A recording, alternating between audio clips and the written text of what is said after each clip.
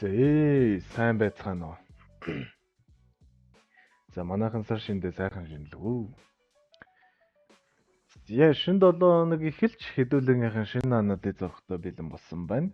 Та нарын хувьд Friends 360 Street Club-ийн техник шинжээч арилжаач зөргөө байна. За цагаан сараар сайхан манайхан юу хийж өнгөрөөв? Одоо айл их сүү? Алт мөнгө их цуглуулгүй. За одоо манайд ч нэгт гэж алт мөнгө нэг цуглуулсан хамаа байдаг ч үстэй. За ерөнхийдөө шинэ 7 хоног эхэллээ. За мэдээ цагаан сар өнгөрчлөө. Хэдүүлээ ойлгомжтойгоор шинэ анализ эхлүүлээд өнөөдөр хэдүүлээ шинэ арилжаантай ерөнхийдөө бол шинэ 7 хоногоос дуусар сайхан арилжаантай бэлднэ. За мэдээ шинэ 7 хоногийн хувьд гэх юм бол нэгд өдөр нэг тийм амар мэдээнүүд бол байхгүй. Хоёр дахь өдрийн байдлаар бол бас нэг тийм амар том мэдээнүүд бол байхгүй. Харин оройны 2 дахь өдрийн орой 10 цагаас Jolts Job Openings байгаа. За өмнөх нь ерөөхдөө бол 7.6 million байсан бол шинжээчдийн таамагаар 771 million болж гарч ирнэ гэсэн байдалтай бол ерөөхдөө шинжээч таамаглаж байгаа. За 3 дахь өдөр хэдүүлэнгийнх нь хувьд бас их маш тийм чухал өдрүүдээ нэг байгаад байгаа. Яагаад вэ гэхээр мэдээж Core CPI гарч ирсэн. За Core CPI энэ удаагийн CPI мэдээ өөр ямар байх юм бэ гэдэг талаас нь илүү хэдүүлээ харж бас мэдээнүүдийг ерөөхдөө бол харнаа. За тэгэнгүүт мэдээж кадын мэдээн дээр өөрөө Bockrate statement гэдэг зүйл одоо мэдээж үгэлэх нь шүү дээ. За тэгэнгүүт overnight rate гэдэг бас нэг хэмжээний хөргөн мэдээ бол гарах нь байна. BOC press conference бас хийх нь байна. За тодорхой хэмжээний уулзалтуудыг хийн. Мэдээж ойлгомжтой Америк нэгдсэн улс, Канада хоёр хоорондоо яг ямар байдалтай байгаа вэ гэдэг талаас нь илүү бас харахад бас тэр талаас нь илүү уулзалт бас хийж болохоор харагдаж байгаа. За мэдээж суурь мэдээний техник шинжилгээ хийж байгаа хүмүүс маань яг өнөөдөр миний юу ярьж байгааг бол ойлгож байгаа. За тэрний дараа мэдээж PPI, CPI-ийг дагаж гарч ирдэг ганц мэдээ өөрөө PPI гэдэг шүү дээ. Тэгэхээр 4 дахь өдрийн орой 8:30-аас PPI мэдээ гарах нь байна. Core PPI гарах нь байна. За тэгвэл нэг тийм амар том өөрчлөлттэй бол гарахгүй гэсэн байдалтай харагдаж байна. За тэгэнгүүт unemployment claims шууд араас нь ирээд зогсох нь байна. За тэгэнгүүт өмнөх үзүүлэлт нь 121,000 байсан бол дараагийнх нь үзүүлэлт нь 126,000 байна гэсэн таамагийн шинжээчд ерөөдөө бол тавьж байгаа юм байна. За тэгэнгүүт мэдээж 5 дахь өдөр хэдүүлэнгийнх нь хувьд ядаргаатай бас нэг савлт өндөртэй мдээгүй мөртлөөсөө савлт өндөртэй байгаад идэг 7 хоногуудын хамгийн чухал нэг өдөр нь 5 дахь өдөр байдаг байгаа. За тэгэнгүүт чи манайх ч өөрсдөө ингээ сайхан шоудчиж чадахгүй, нэг ганц юмаа сайхан татчиж чадахгүй, байн чартаа орж харсаар л гэдэг нэг тийм үе байдаг та. За тэр чи яах вэ? 5 дахь өдөр Прилим consumer sentiment тэнгүүт инфляцийн ерөнхийдөө бол expectation гэж гарч ирж байгаа. Энэ дээр шинжээчдийн ерөнхийдөө бол таамаг бол тавиагүй байгаа юм байна. Өмнөх нь 4.3 байсан. За ерөнхий энэ 7 хоногор хэдүүлээ энэ шинэ 7 хоногоо энэ мэдээнүүдээр хэдүүлээ шинэ 7 хоногоос сайхан эхлэх нь байна. За тэгэхээр мэдээж ойлгомжтой хэдүүлээ үргэлжлүүлээд чарт руу ордог штеп. За өнөөдөр ерөнхийдөө бол сайхан анализуудаа нийгмөссөн сайхан юун дээрээ TradingView дээр хийгээ явчихнаа. За хэдүүлээ ерөнхийдөө бол өнөөдрийн ажиглаж байгаа ажиллангаар тодорхой хэмжээний хэрэлттэй байгаа. Цагаан сарын өмнөх нь ч хэрэлттэй байсан, одоо ч гэсэн хэрсээр л байна. За тэгэхээр хэдүүлээ мэдээж тодорхой хэмжээний таталтуудаа мэдээж хийж үзэн өмнөх таталтууд яг ямар газар юу байсан бэ гэдгийг хэдүүлээ нэг эргүүлээ саначих. За тэгэнгүүт мэдээж ойлгомжтой. За энэ байсан, энэ ингэж гарч ирсэн. За тэгээд хэдүүлэнгийнх нь хувьд алтны байдал бол угаасаа өөр маш их гоё ойлгомжтой харагдаж байгаа тийм ээ.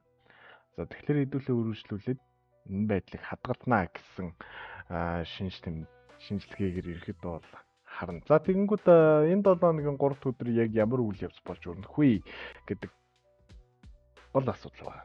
За тэрнээс өмнө алт өөрөө задарлаа хийж чадах юм уу? Задарлаа хийж чадахгүй юм уу гэдэг байдлаас хэдүүлээ өнөөдөр харж хандах болно. За алт яагаад сүүлийн үед ингэж амар сонирхол татаад байгаа юм бэ гэх юм бол мэдээж Норс Украины дайнтай холбоотой хоёрт Америкийн улсын эдийн засгтай холбоотой гуравт гэх юм бол Трампын Европтой харьцаж байгаа харилцааны байдал бас их том ач нөлөө үзүүлж байгаа. За тэгэнгүүт биднэрт одоохондоо бол хэрж байгаа байдлыг юу харуулж байгаа юм бэ? Нэг иш авч ирсэн. Гэх юм бол биш үү? Алт өөрөө алтч тэр. За ерөнхий шийдвэр бол арай нэг талтаа гараагүй байна гэсэн байдлыг хэдүүлээ бол ерөнхийдөө бол харцсанж байна гэсэн үг. Алт ерөнхийдөө бол ингээд нэг хэрээд эхлэхлээр ерөнхийдөө нэг тийм улс төрийн байдал ч юм уу, эдийн засгийн байдал аль нэг талтаа ерөөсөө тийм нэг талдаа гараагүй, ойлгомжгүй нэг тийм хогийн байдал үүсдэг.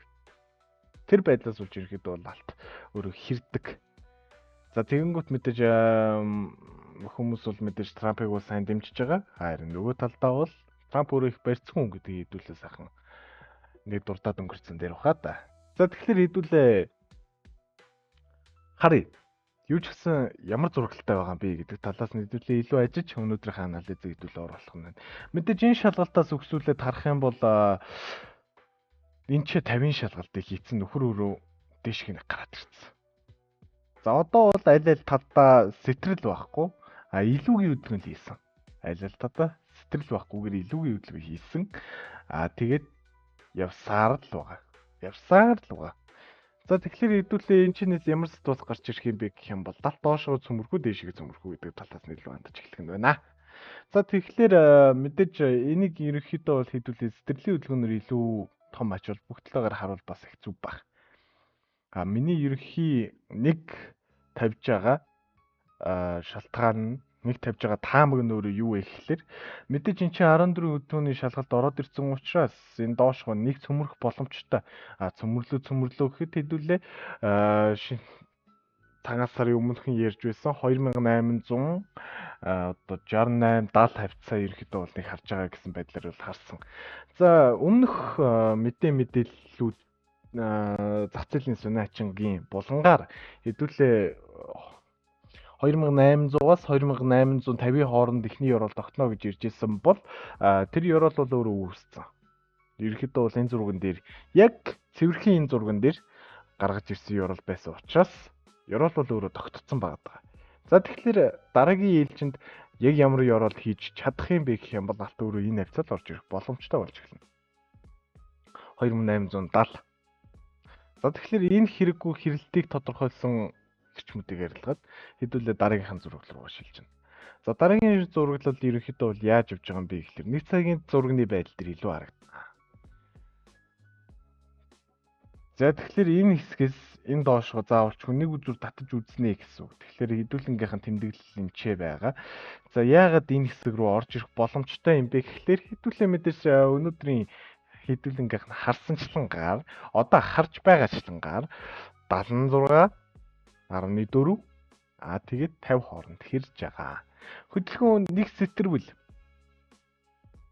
сэтэрвэл энэ өөрөө 23.6-гийн шалгалт буюу 2860 гэдэг ханш руу орж ирэх боломжтой болж эхэлнэ. Гэвч тэрний өмнө эхлээд энэ хэсгийг дараагийнх нь энэ хэсгийг сэтгэлсэн тохиолдолд хэдүүлээ ёроолыг 2860 руу бүтэн явах боломжтой болж эхэлнэ гэсэн үг. Тэгэхээр хэдүүлээ алтны хувьд тодорхой хэмжээний анхаарлыг хандуулад явах нь байна. За мэдээж ёроол бол ойлгомжтой. Тэгвэл нөгөө хэсэгтээ яагаад далай тодоргой задарч болно гэсэн тамиг тавиад байгаа юм бэ гэхлээр мэдээж аль нэг шийдвэр аль талдаа гараагүй байгаа. Аль талдаа ямар ч шийдвэр гараагүй байгаа. Тэгэхээр хэдүүлэнгийнх нь хувьд гол анхаарал тавьж байгаа хэсэг нь өөрөө энэ хэсгийг сүүлийн 2 шалгалтын дээр үнэхээр бүтэн сэтгэж чадаагүй. Тэгэхээр хэдүүлээ энэ хэсэг дээр ирж байгаа учраас зургнуудаа сайхан цэвэрлээд авчээ.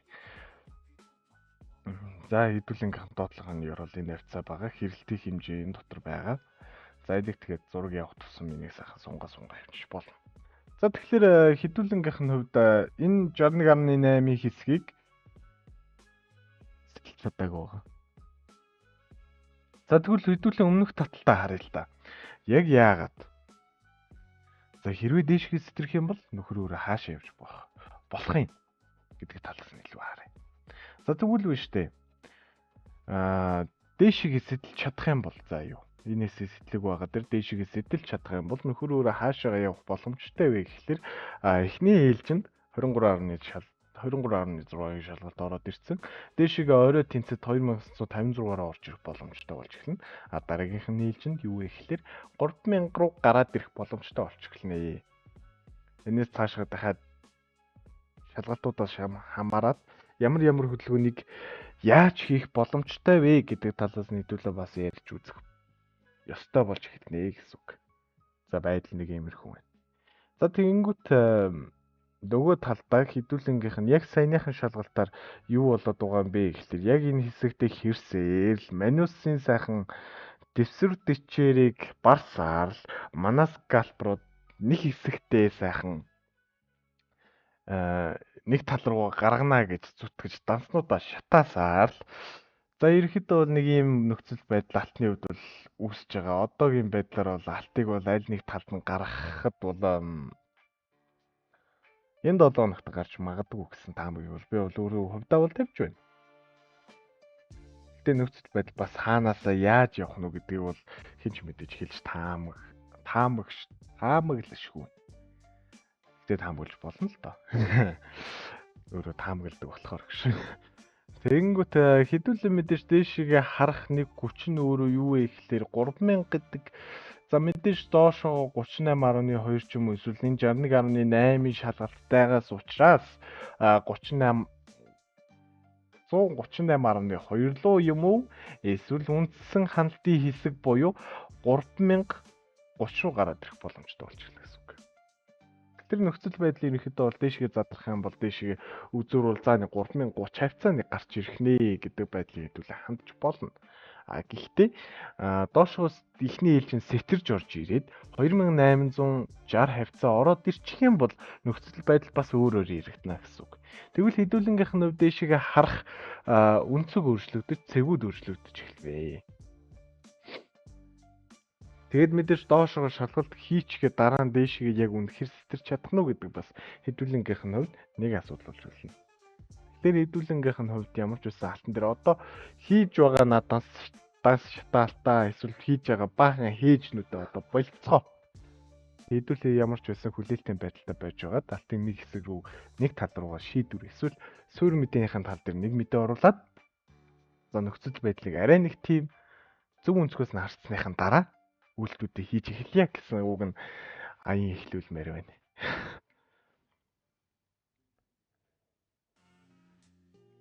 Нөхцөл байдал бол ерөнхийдөө бол иймэрхүү л байна. За тэгэхээр хэдүүлэнгийнх нь хувьд нэг хэсэг ойлгомжтой. За мэдээж цэгүүдийн хооронд бол цэгүүд бол мэдээж ойлгомжтой тодорхой байгаа. За тэгвэл хэдүүлээ ямар ч байсан алтан дээр бол бүтэн хүлээлтийн байдалтай байх бүрэн боломжтой болж байна. За дараагийнх нь хэдүүлэнгийнх нь анализ хийх зүйл өөрөө юу вэ гэхлээр бусдын хэлдгээр нөгөө шингэн алт гэдэг шиг өтгөн шүлөө алт гэдэг шиг бор алтч гэж ярьдаг шүү дээ хүмүүс. Газрын тос руу орно. За газрын тос одоо ерөнхийдөө бол яг ямар байдалтай байгаа юм бэ гэдгийг хэдүүлээ нэг сайхан анхаарад нөгөө талаас нь сайхан хараад за энийг ерөнхийдөө бол зургийг нэг шинжилнэ гэж бодож байгаа учраас хэдүүлээ сайхан харцгаая. За тэгэнгүүт дээр манайхан нэг зүйлд уулахад манай клубын гишүүдэд сигнал очоод эхэлсэн байгаа. За тэгээд техник шинжилгээний дагуу бас өөр зүйлсүүд ерөөхдөө бол явагдаад эхэлчихсэн байгаа. За тэгэнгүүт сигналын орчин гэдэг зүйлийг интернетэд ил дээрээс нь өнгөө тавих асуудлыг ихний ээлжинд хэдүүлээ нэг ярих талаар хэдүүлээ нэг бодно доо. За тэгэнгүүт за тэр ч яах. Сайхан зурглал орой тий. За нөхцөл байдал яг юу үүсэж байгаа юм бэ? Яг юу болоод байгаа юм? За хэд хэдэн талаас нь газрын тосны хувьд манай шингэн алт эсвэл бор алтны зүгээс харах юм бол хэд хэдэн ситуац үүсэж байгаа. За ойл бол ерөөдөө бид нар дээр новшрох нь уу эсвэл эс новшрох нь уу гэдэг талаас нь хэдүүлээ харж үзвэл бас болохоор. За тэгэхээр хэдүүлээ мэдээж том цагаас нь илүүдэлгүй харж байна тийм ээ. За том цагаас нь илүүдэлгүй харах юм бол нөхцөл байдлыг яаж өөрчлөх юм бэ гэх юм бол хэдүүлэнгийнх нь хувьд аль дээрээс хойш яриад байсан энэ хэсэг задраагүй хിവэрэл байна. За тэгвэл үүштэй нөхцөл байдлыг юу сонирхолтой болгож эхэлж байгаа юм би гэхлээр доошоо үзэр байгаад идэг. Гол нь өөрөө явж чаддгүй. Энэ юу нэх вэ? гэж хэлээ даа. За тэгэхээр хэдүүлээ мэд зургийг баг цаг руугаа илүүдүүлэхүү засаж залруулж нэг харъя. За тэгэнгүүт нөхцөл байдлыг шалгалтууд хаана болж эхэлж байгаа юм бэ? Тэгэхээр нэг бол 100-гийн шугам дээр нөгөөх нь гэсэн чи 100-гийн шугам дээргээ солиорч ин ч байгаа шүү дээ. Тэгэнгүүт нөгөө тал нь 94.5 болж эхэлнэ. За нөхцөл байдлын хувьд бол 94.5-ын шалгалт бол мэдээж олон тохин хийгдсэн. Энэ хөдөлгөөн өөрөө тодорхой хэмжээгээр задрааг байгаа. Манайхан бас газрын тосыг бүтэн задрахын хүлээсээр л. За энэ хөдөлгөөнийг харин хэдүүлээ илүүгийн хөдөлгөөн гэж харнаа. Оёоц. Оё гэдэг юм да. Арилжаач байх ихэн амархан гэж та нарт хэлсэн. За тэгэнгүүт хэдүүлэнгийнх нь хувьд нөхцөл байдлыг юу яаж үүсэж байгаа юм бэ гэхлээр энэ зургийг хармагц манай нөгөө гурвалжин сайхан битээр нь ярьдаг хүмүүс одоо ойл задрах нь дөхөө байна. Ойлыг дээшгээ задрна. Янз бүрийн яриад пам гэвч доошоо ёроол байгаад идэг тэр ёроол руу ирэхэд бол очиж шалгачих үедээ ихс айц та нар төрөхгүй нэ. Тэрнийх нь ёроол нь бүр 64 лүү заагаад идэг ш хамгийн юм. Байна. За энийг ирэхэд бол жижиг зураг руу илүүдэлгүй харна. За тэгэхээр хэдүүлээ ямар ч байсан зургийг хөөж яваад энэ хэсэг дээр нэг зураг үлдэх ёстой гэдэг байдлаас нь хэдүүлээ нэг хандаад харчвал нэг яадаг юм дээ. Тийм ээ. За яах вэ? Зургийг мэдээж нэг юмсан устгана. Гэсэн чинь нөгөөдх нь устгах сэтгэнгсэн хаана байна. За байхгүй юм байна. За тэгэнгүүт хэдүүлээ мэдээж дээлийнхэн зургаар харна. Дээлийнхэн зургаар юу нөхцөл байдлыг хараад юу яриа солиороод байгаа бэ гэх юм бол мэдээж энэ зургийн үүслэр энэ зургийн суурьчлалаар гэх юм уу 114 шалгалтыг бүтээ хийж чадсан. Энэ бол үнэн 114 шалгалтыг бол хийцэн. За нөхцөл байдал яаж өөрчлөгдөж байгаа юм бэ гэхэлэр 114 ч өөрөө дээшгээ 100-гийн шалгалт авсан учраас энэ доошоо 63 руу ороод ирэх боломжтой болж эхэлнэ. Том зургаараа. Энэ хэсэг рүү орчих боломжтой болж эхэлнэ гэсэн үг.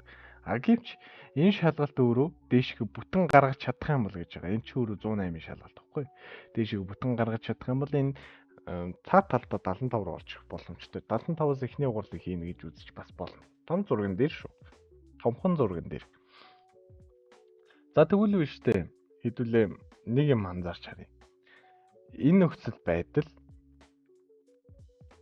энэ ч 76.4-ийн шалгалт ороод ирсэн. Энэ ч 38.2-ийн шалгалт ороод ирсэн. Шалтгаан нь өөрөө энэ ч байгаа 38-ийн шалгалт дээрээс нь ерөнхийдөө бол 50-38 гэсэн нэг ойлгомжгүй байдлаас болоод 38-ийн илүү үгүйсэн хэлсэн. За тэгвэл нөхцөл байдал мэдээж энэс цаашгаа юу болсон юм бэ гэдэг асуулт мэдээж яригдана да. Хэдүүлэнгийнх нь үед.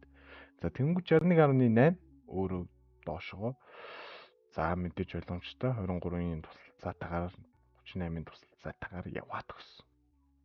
Одоо тгийн шалгалтын дээр ирсэн байгаа учраас хэдүүлээ ирэхдээ бол хүлээлттэй байна. За яагаад юм бэ? Ёроол өөрөө 14-ийн илүү хийх боломж нь өндөр гэж харвал ёроол өөрөө доошоо 63 70 руу заана. Тэгэхээр хэдүүлэнгийнх нь өвдийн хэсгээс сэтэлгүй үгүй юу гэдэг нөхцөл байдал бас өөрөөр яригдана гэсэн үг. За тэгэхээр хэдүүлээ ямар ч үсэн ойл дээр ч гэсэн хүлээцтэй байна. За тэгвэл юун дээр ярилж байгаа юм бэ? Заавал тэгэхээр гарын захтансан юм шиг ярилж яах гэдэг яриад байх ч юм уу тий. Сайхан хүлээ. Задарлаа хэдүүлээ. За мэдээж 4 цагийн байдлаар нөхцөл байдал юу яригдж байгаа юм бэ гэвэл мэдээж доор ёроол гараад ирсэн, дээр үзүүр гараад ирсэн. Нөхцөл байдлын гол хэсэг энэ дээр байгаа. За тэгвэл мэдээж зургийг эн чинээс дээшгээ нэг шалгаж үзнэ. Энэ шалгалтыг көмөч очноо удаа хийсэндээ доошоо заавалчгүй 63 71 ярал засаар л. За тэгвэл биш үү 138 гэдэг үзүүлэлтийг ерөөхдөө бол юу хийх юм бэ гэвэл биш үү? Энд чинь 61.8 шалгалт энэ чинь 86 ороод ирсэн. 114 123-аар ерөөхдөө бол ханах шалтгаан бол 23 76.4 тэгээ 86 гэх мэт хөдөлгөөнөөр ерөөхдөө бол үүссэн хөдөлгөөн байгаа. Нөхцөл байдал өөрөө нэг талдаа 108 шалгалтыг хийж чадаагүй. А нөгөө талдаа доошоо бүтэн 138.2-ын шалгалтыг хийх боломжтой болж эхэлж байгаа. За тэгвэл нөхцөл байдлыг арай жижиг зурагтаар харъя. Цагийн байдлаар гэж байгаа одоо гайд сая чарт харж байсан бол цагийн байдлаар харж байсан шүү дээ. За тэгвэл үү шүү дээ зургийн эхлэлийг илүүдүүлэх үү хаанаас авах юм бэ гэвэл энэ нөхцөл байдлаас авах уу, энэ нөхцөл байдлаас авах уу гэж хэдүүлээ харж болно. За тэгвэл үү шүү дээ энэ хэсгийн зургийг хэдүүлээ нэг татаж хараад доотлын шалгалт өөрөө 261.8 руу орж ирсэн гэдгийг хэдүүлээ нэг харчлаа. Тэгвэл энэ хэсэг хэдээр шалгаж чадсан. Энэ хэсгийн байдлаар бол 200 за 38 авцаа гэж бас хэлж болох. За бас 38 гэж хэлж болохгүй юм байна. За ерөнхий нөхцөл байдлыг хэдээр шалгасан юм бэ гэхэлэр нэг 23.6-гийн байдлаар бол шалгаж бол орж ирсэн гэж хэлж болохоор. За тэгэхээр хэдүүлээ мэдээж боксо татаад илүү хөдөлгөөн хэр байх нь вэ гэдгийг хэдүүлээ харнаа гэсэн үг. За эхний ээлжинд хэдүүлээ 38.2-ыг нэг шалгаад үзчихье. Гэсэн чинь 38.2-ын шалгалт нь өөрөө цэвэрхэн байх юм аа. За тэгвэл биш үү? Би чинь бас ерөнхийдөө чарт хараагүй анализ хийгээгүй яас удацсан юм бэ? За тэгвэл биш үү? Энэ нөхцөл байдлыг нэг том зурглаар харж болно үсттэй. Мэдээж болно. Ёроолыг ингэж тавьж болно гэсэн үг. Тэгтээ тодорхой нөхцөлтэй шүү дээ. За тэгэхээр хэдүүлэнгийнхэн хувьд одоо дээшээ задрах боломжтой, ёроол дээрээс буцах боломжтой гэсэн ганц таамаглал өгж байгаа хэсэг ерөнхийдөө бол энэ хэсэг дээр л байгаа. Яагаад вэ гэхээр харъя л та хэдүүлээ. Мэдээж зураг энэ байдлал дээр орж ирсэн 23 гээд 14 гээд тэгээс тутаасан 14 илүүтэйгээр орж ирсэн. Ойлгомжтой асуудал мөн үү? Мөн. Тэгвэл 14 шалгалт орж ирсээр 38.2-ын шалгалтыг хийсэн. Үнэн үү? Үнэн. За тэгвэл эхний хандлтын цэг хэддэр байгаа юм бэ гэдэг нөхцөл байдлыг хэдүүлээ харах юм бол нөхөр өөрөө 66 31 хавцаа заавалчгүй нэг шалгалтын цэг байгаа гэдгийг биднэрт анхааруулж байна. За тэгвэл биш үү? Доошоо 64 гэсэн ёроол эхний ээлжинд гарч ирж байна. Тэгвэл доошоо 62 гэсэн ёроол бас ч нэг гарч ирж байна. За тэгэнгүүт мэдээж том цагийнхан зураглалтайгаар энэ доошоо нэг жоохон чүд жоохон үзүүртэйгээр орж ирэх боломжтой гэж хэдүүлээ бас үзэж болох нь шүү дээ. За тэгвэл үү шүү дээ эхний ээлжинд 14 шалгалтаас өөрөө ойл өөрөө дээшгээ нэг ингэж гарч ирэх боломжтой юм уу? 67 руу боломжтой. Яагаад гэвэл нөгөө талдаа энэ ч өөрөө 23.6-гийн нэг өндөр хөдөлгөөнт одоо арааны магадлалын шидэл дээр гарч ирэх боломжтой. Давхар харьцааны хөдөлгөөн гараад ирж магадгүй гэдэг байдлаар хэдүүлээ ерөөхдөө бол харцсанаа. Тэгэл ойл өөрөө доошоо урсаад л байх юм бол урсаад л байна да. Хамгийн эхний ээлжний цэг 65 гэсэн цэг бол гарч ирж байгаа. За ерөөхдөө бол баахан цэг л ирлээ. Уусаа баахан цэг л ирдэг тийм ээ. За тэгвэл биш үү? Энэ байдал дээр нөхөр өөрөө юу зааж байгаа юм бэ гэх юм бол хэдүүлэнгийнхэн саяны гаргаад ирсэн цэгийн хувьд өөрөө 61.8 буюу эхний хандлтын цэгийг заавалчгүй зааж өгч байгаа. Тэгэхээр энэ хэсэг заавалчгүй нэг анхаарал хандуулах цэг мөн гэж хэдүүлээ үзэж болно. За энэ хэсэг мэдээж дээшгээ задрал хийж эхэлвэл шүү. Эхний ээлжинд 69-30, дараагийн ээлжинд 69-90 гэсэн цэг хэдүүлэнгийнхнүүд гарч ирж байгаа. За 69-90 гэдэг цэгийг хэдүүлээ заавалчгүй яриад ах шаардлага байхгүй. Заавалчгүй хараад ах шаардлага байхгүй гэсэн үг. Тэгэхээр хэдүүлээ энэ хэсгийг заавалчгүй сэтлэх нь үү, эсвэл сэтлэхгүй нь үү гэдгийг хэдүүлээ ерөөхдөө бол одоохондоо ажиглаж анзаарч харнаа. За тэгэхээр ерөөхдөө бол алт ойл хоёрын хувьд бол мэдээж ойлгомжтой болж эхэлж байна. За тэгвэл нөхцөл байдал доллар индекс дээр юу болж эхэлж байгаа юм бэ гэх юм бол вэ штэ нөхдүүдээ нааш анхаараарай. Хэдүүлэнгийнх нь гаргаж ирсэн цэгүүдийг чи ёстой пад гэл байхгүй болсон доо. За мэдээж хэдүүлээ энэ нөхцөл байдлыг анх харахын хувьд бол харж ирсэн. Яагаад вэ гэхээр эн чинь мөр толгон мөрийн батерн бараг ороод ирсэн байсан штэ. Харин нөгөө мөр нь хаана байх юм бэ гэдгийг л хэдүүлээ мэдэхгүй байсан болохоос биш. Энийг тэгтээ мөр гэж үзэхэд бас арай л жожгой харагдчихээн те. Тэгэхээр ямар ч үсэн энийг мөр толгон мөр гэж үзэх үү эсвэл яг юу юм бэ гэдэг талаас нь илүү харж байна. За тэгэхээр нөхцөл байдлын хувьд бол би нэг ийм таамаг тавилаа л та. Энэ ихний мөр мөн байж болно. Харин дараагийнх нь мөр нэрийн энэ дотор байвал яг яамар юм те. Ингээд ихний мөр, ингээд хоёр дахь мөр байвал бас гайхмаараа. Гэтэ энийг би яг үннийг хэлэхэд бол тэрнийхэн хуулиар бол ямар ч үсэн ороод ирсэн. За тэгэхээр энэ мөр толгой мөр заавалч байсан болж тарах гэдэг. За мөр толгой мөр биш юмаа гэхэд өөр битэр мөр тарах гэдэг. Дабл топ гэхлээр дабл топ биш, трипл топ юм уу гэхлээр трипл топ биш. Мөр толгой мөр юм уу гэхлээр мөр толгой мөр биш. За ямар ч үсэн болцсон заяа. Ингээд танаад ороод ирсэн гэсэн үг.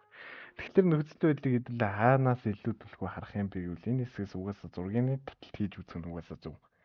За тэгэнгүүт хэдүүлэнгийнх нь үед юу гарч ирж байгаа юм бэ гэхлээр энэ чинь 150 шалгалт мэдэж орж ирж байгаа.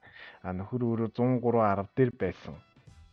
Хэдүүлэнгийнх нь эхний цэг 114 дээр байсан шүү дээ. 104.70 эдмэд тэгээд доошгоо за ингэж явах юм бол гэд нэг хэдэн цэг бол би өөрөө хувьдаа бол харж ирсэн атта нөхөр өөрөө доошгоо бас сэтгэлээгээд ороод ирсэн. Тэгэхээр энэ хөдөлгөөн бол заавалч мөр толгой мөр байсан байж болно.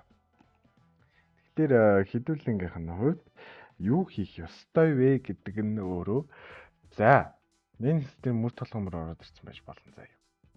Ороод ирсэн байж болно. За тэгвэл дараагийн шалгалт таана байх юм бэ гэдэг талаас нь хэдүүлээ илүү төлхөө харчвал яасан юм бэ.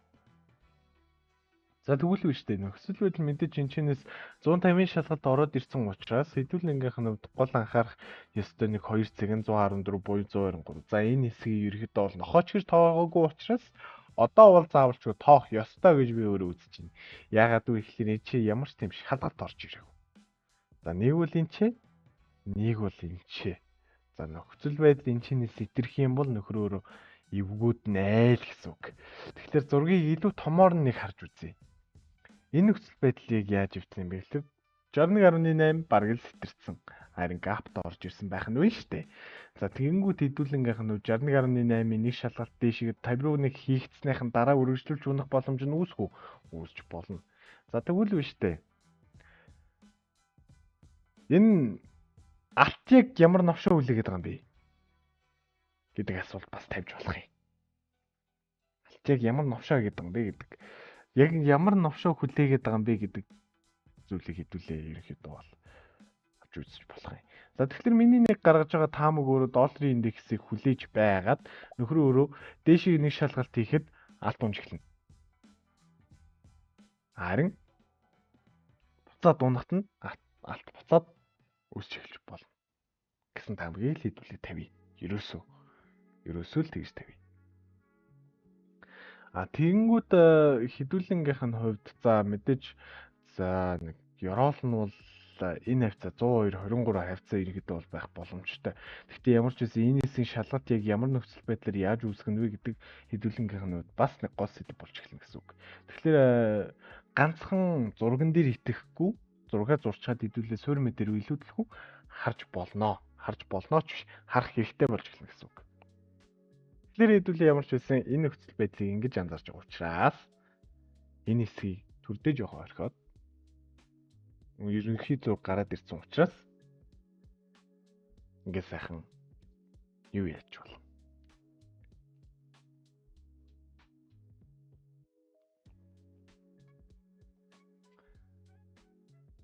Алтыг ямар хөдөлгөөн хийх нү, долларын индексийг ямар хөдөлгөөн хийх нү гэд хэдүүлээ жоохоо ажиглаж болно гэсэн үг.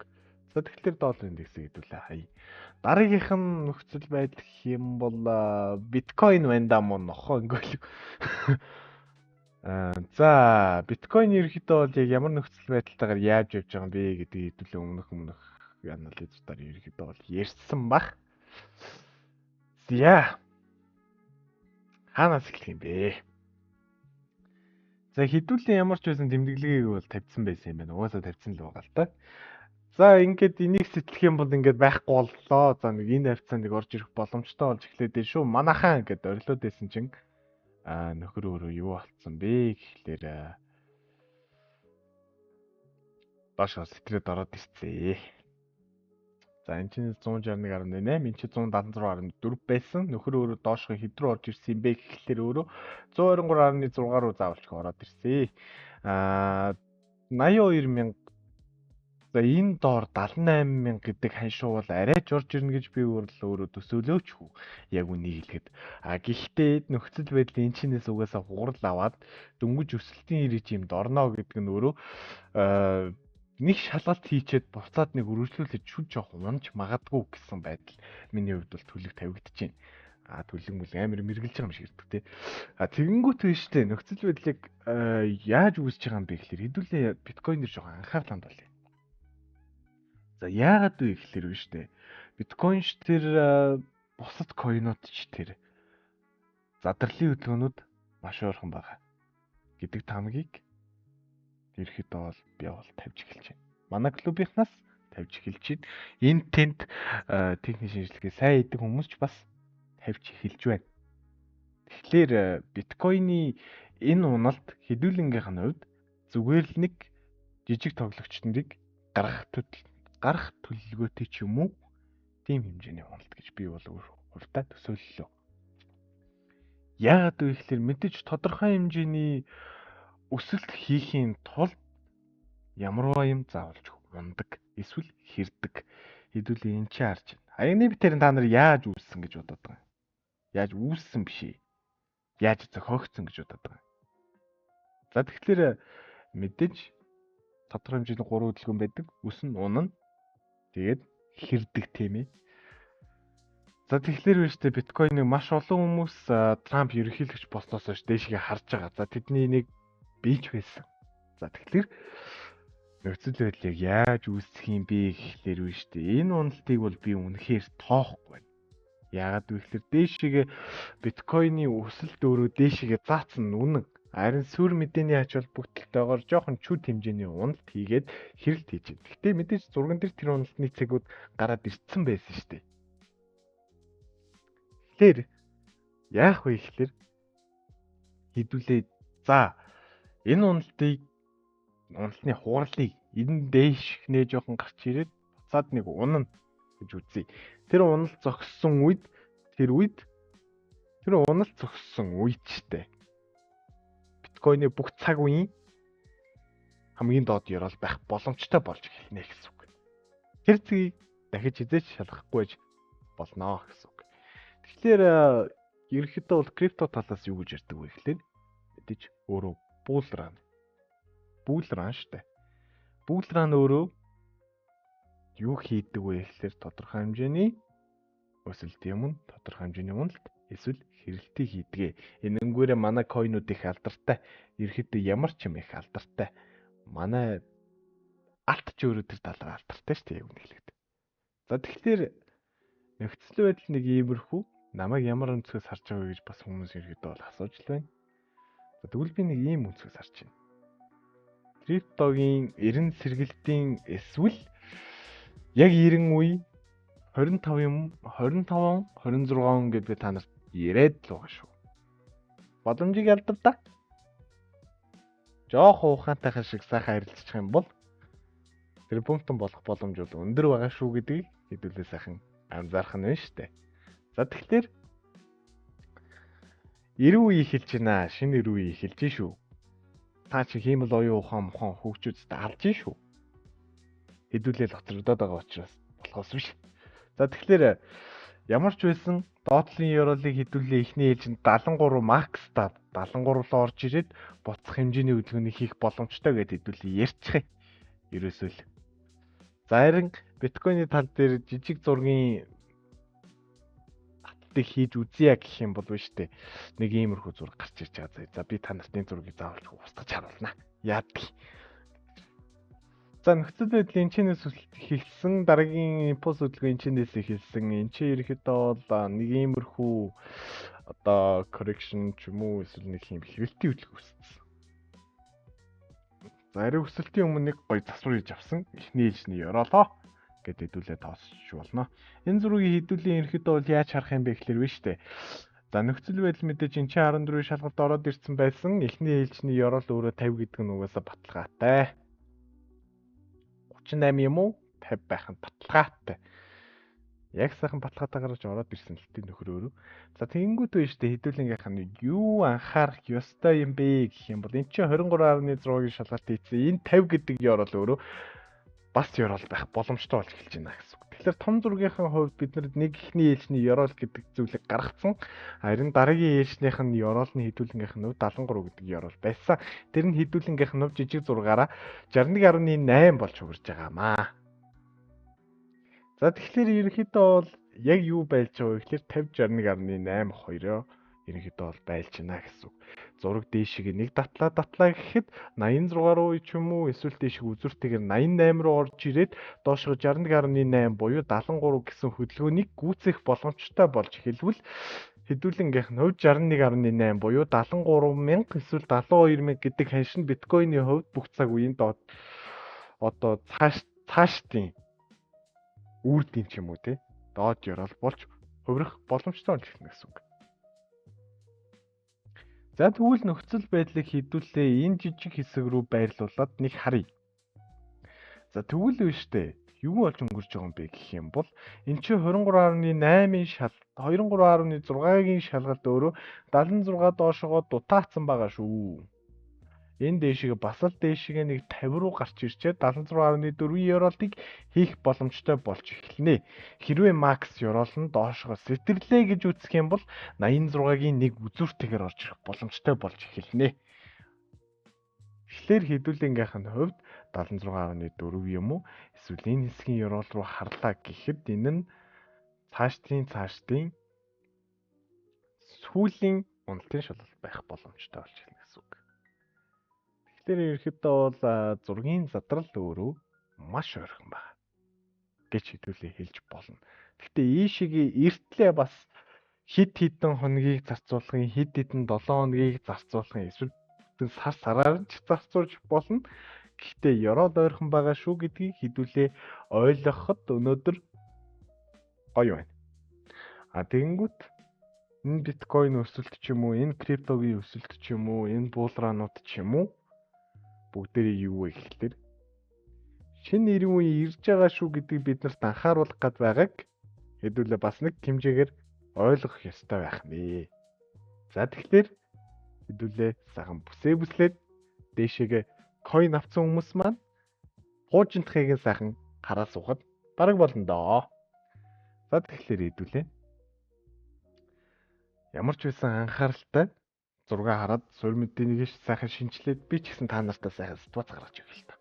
Тэгээд хэдүүлээ цаашдаа сайхан тэр бумтан болохын төлөө гэж сайхан шүн нойргон хонсон, хоолгүй хонсон тэр өдрүүд тэр сайхан хөдөлмөрүүд энэ ондоо ч юм уу эсвэл дараа ондоо ч юм уу бүгд ашигтай байхын төлөө гэж сайхан нэг ондоо дотооч бүр тийм ярих чинь тий. За тэр ч яах.